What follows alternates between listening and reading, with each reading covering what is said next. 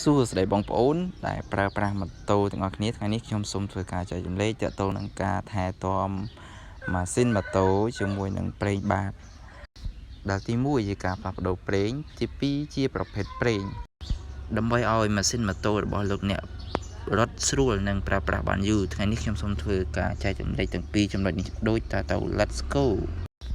ទី1ការផ្លាស់ប្ដូរប្រេងបើយើងគិតពីរយៈចម្ងាយគឺ 1000 គីឡូម៉ែត្រ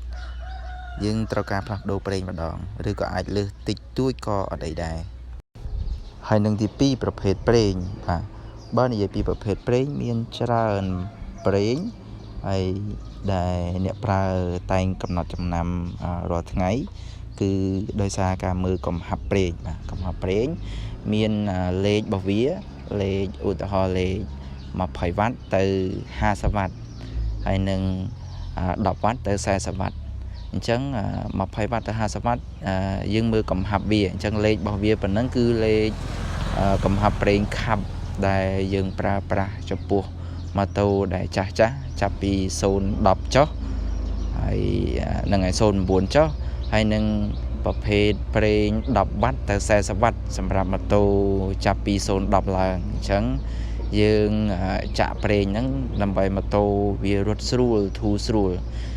អញ្ចឹងនេះជាប្រភេទប្រេងដែលយើងត្រូវប្រើសូមអរគុណសម្រាប់ការចូលទស្សនាបើសិនជាមានចម្ងល់អីអាច comment នៅខាងក្រោមបាន